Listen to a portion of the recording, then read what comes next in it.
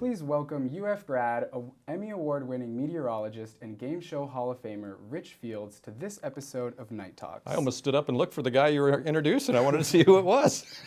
Thanks. Pleasure. Nice to meet you. Great to be here. So what ultimately got you out of your car, out of the diner? So I'm working at this diner, and I'm not a server anymore. They've moved me to manager, and I'm checking this guy out one night, after, being a clown on the speaker system, Matt, party 3, come on down, and all this stuff. And this guy walks up with his bill, and I said, how was everything tonight, sir? And I'm checking him out, getting his change, and he says, everything's real good. He says, what do you do for a living? Because I know this isn't it.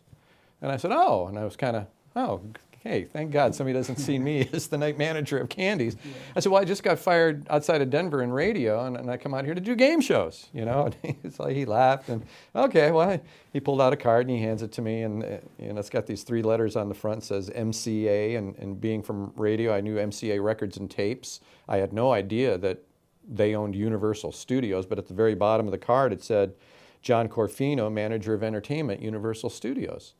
And I took the card from him, and he said, come see me on Monday. I think I've got something for you.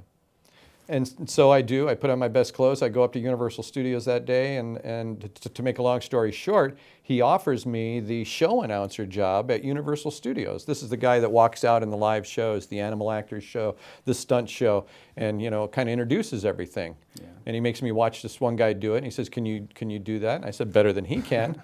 And he's like, when can you start? And I said, when do you want me? He said, tomorrow.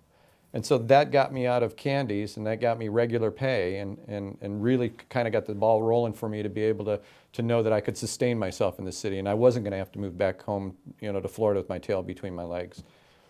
But you don't stay in LA. No. Why do you leave the first time? Well, I did a good stretch. I did a 10-year stretch there. I finally got a radio job with CBS on Sunset Boulevard, and this is really a highlight of my radio career, as I was there a decade at one outlet. It's unheard of in radio to be at one place for a decade.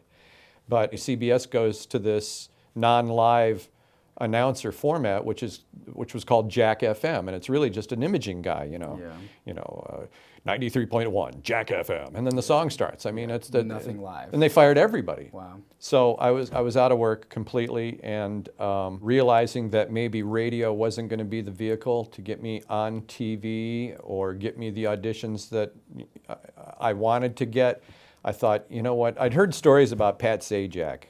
He was a weatherman at CBS 2 in Los Angeles, and he was plucked to do Wheel of Fortune. I'd heard stories about David Letterman. He was a weatherman. And I kept hearing these guys who are on TV getting plucked to do game shows, and I thought, that's what I'm going to do. So I went back to school for meteorology, and I just finished with that, and I got an agent who was willing to take me on, never having been in television or certainly meteorology ever. He was willing to take me on.